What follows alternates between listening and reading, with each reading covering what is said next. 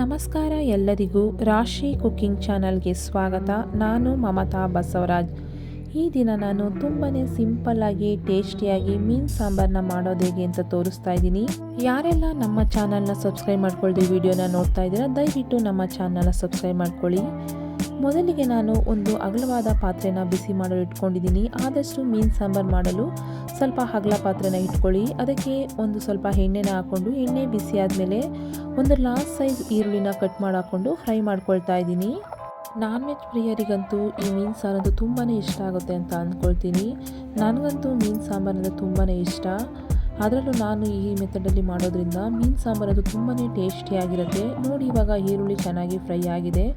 ಇದಕ್ಕೆ ನಾನು 1 ಕಪ್ ಆಗೋಷ್ಟು ಹುಣಸೆಹಣ್ಣು ರಸನ ಹಾಕ್ಕೊಳ್ತಾ ಇದ್ದೀನಿ. ನಾವು ಮೀನು ಸಾಂಬಾರಿಗೆ ಹುಣಸೆಹಣ್ಣು ರಸನ ಸ್ವಲ್ಪ ಜಾಸ್ತಿನೇ ಹಾಕ್ಕೊಳ್ಬೇಕು. ಹುಣಸೆಹಣ್ಣು ರಸ ಚೆನ್ನಾಗಿ ಕುದ್ದು ಒಳ್ಳೆ ಘಮ ಬರಬೇಕು, ಅಲ್ಲಿವರೆಗೂ ನಾವು ಹುಣಸೆಹಣ್ಣು ರಸನ ಕುದಿಸ್ಕೊಳ್ಬೇಕಾಗತ್ತೆ. ನಾವು ಎಷ್ಟು ಚೆನ್ನಾಗಿ ಹುಣಸೆಹಣ್ಣು ರಸನ ಕುದಿಸ್ಕೊಳ್ತೀವೋ ನಾವು ಮಾಡುವಂಥ ಮೀನು ಸಾಂಬಾರು ಕೂಡ ಅಷ್ಟೇ ಟೇಸ್ಟಿಯಾಗಿರುತ್ತೆ. ವೀಕೆಂಡ್ಗೆ ಈ ರೀತಿ ರೆಸಿಪಿನ ಮಾಡಿಕೊಂಡ್ರೆ ತುಂಬಾ ಪರ್ಫೆಕ್ಟ್ ಆಗಿರುತ್ತೆ. ಅನ್ನ, ಮುದ್ದೆ, ನೀರು ದೋಸೆ ಜೊತೆ ಅಂತೂ ತುಂಬಾ ಸೂಪರ್ ಆಗಿರುತ್ತೆ. ಇವಾಗ ಇದಕ್ಕೆ ನಾನು 4 ಟೇಬಲ್ ಸ್ಪೂನಷ್ಟು ಬೇಳೆ ಸಾಂಬಾರು ಪೌಡರ್ನ ಹಾಕ್ಕೊಳ್ತಿದ್ದೀನಿ.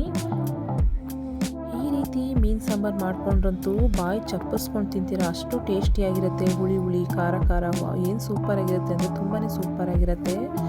ಇವಾಗ ನಾನು ಇದಕ್ಕೆ ನೀರನ್ನು ಹಾಕ್ಕೊಂಡು ಮಿಕ್ಸ್ ಮಾಡ್ಕೊಳ್ತಾ ಇದ್ದೀನಿ.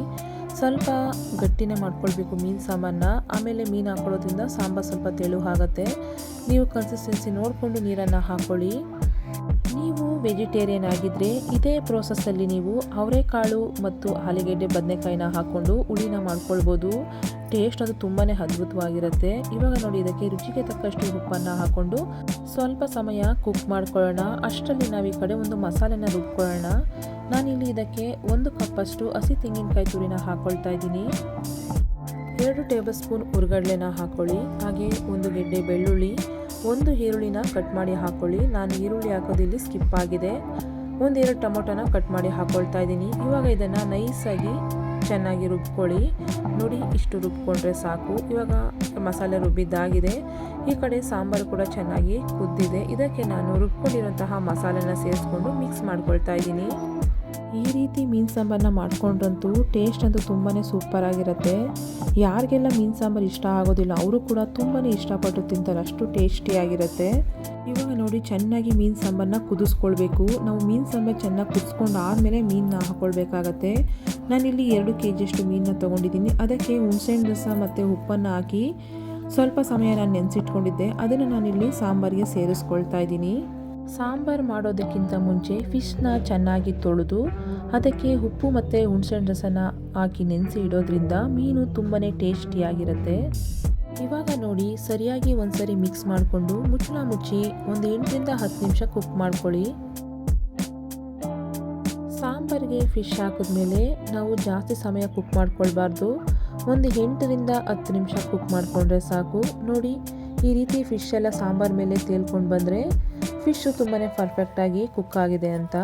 ಇವಾಗ ಫ್ಲೇಮ್ನ ಆಫ್ ಮಾಡ್ಕೊಳ್ಬೇಕು. ಫಿಶ್ ಸಾಂಬಾರನ್ನ ಬಿಸಿ ಇರುವಾಗಲೇ ತಿನ್ನೋದಕ್ಕಿಂತ ತಣ್ಣಗಾದ್ಮೇಲೆ ತಿನ್ನೋದ್ರಿಂದನೇ ಟೇಸ್ಟ್ ತುಂಬಾ ಸೂಪರ್ ಆಗಿರುತ್ತೆ. ನೋಡಿ, ಈ ರೀತಿ ಫಿಶ್ ಸಾಂಬಾರನ್ನ ಮಾಡಿಕೊಂಡು ಅನ್ನದ ಜೊತೆ, ಮುದ್ದೆ ಜೊತೆ, ಇಲ್ಲ ನೀರು ದೋಸೆ ಜೊತೆ ಸರ್ವ್ ಮಾಡ್ಕೊಂಡು ತಿಂತಾ ಇದ್ರಂತೂ ತುಂಬಾ ಸೂಪರ್ ಆಗಿರುತ್ತೆ.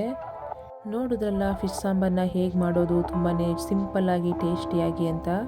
ಈ ರೆಸಿಪಿ ನಿಮಗೆ ಇಷ್ಟ ಆಗಿದರೆ ಒಮ್ಮೆ ಟ್ರೈ ಮಾಡಿ ಹೇಗಿತ್ತು ಅಂತ ನನಗೆ ಕಮೆಂಟ್ಸ್ ಬಾಕ್ಸ್ನಲ್ಲಿ ತಿಳಿಸಿ. ನಮ್ಮ ವಿಡಿಯೋಗೆ ಒಂದು ಲೈಕ್ ಕೊಡಿ, ಶೇರ್ ಮಾಡಿ, ಸಬ್ಸ್ಕ್ರೈಬ್ ಮಾಡ್ಕೊಳ್ಳಿ. ಹಾಗೆ ಬೆಲ್ ಬಟನ್ನ ಕ್ಲಿಕ್ ಮಾಡಿ. ಮತ್ತೆ ಇನ್ನೊಂದು ರೆಸಿಪಿ ಜೊತೆ ಬರ್ತೀನಿ. Thank you.